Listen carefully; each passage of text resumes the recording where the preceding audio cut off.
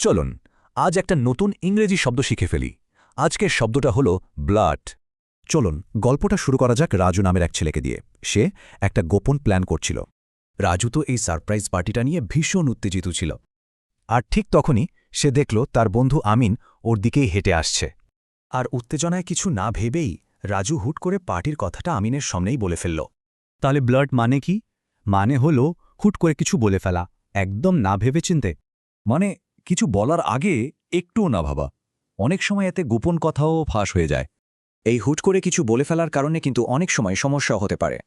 চলুন আরও কয়েকটা উদাহরণ দেখি, তাহলে ব্যাপারটা আরও পরিষ্কার হয়ে যাবে। যেমন ধরুন, কোনো কোম্পানির বস হয়তো ভুল করে একটা নতুন প্রোডাক্টের গোপন তথ্য ফাঁস করে দিলেন। বুঝতেই পারছেন এই এক ভুলের জন্য কোম্পানির কত বড় ক্ষতি হতে পারে। আবার ধরুন, পুলিশের জিজ্ঞাসাবাদের সময় ভয়ে কেউ হয়তো জরুরি কোনো তথ্য হুট করে বলে ফেলল। আচ্ছা, রাজুর গল্পে ফেরা যাক।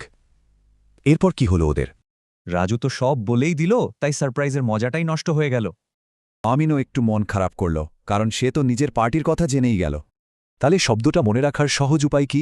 গোপন প্ল্যান, উত্তেজনা আর মুখ ফুসকে কথা বেরিয়ে যাওয়া। এই শব্দটা আমাদের একটা জরুরি জিনিস শেখায়। কথা বলার আগে কি ভাবা উচিত নয়।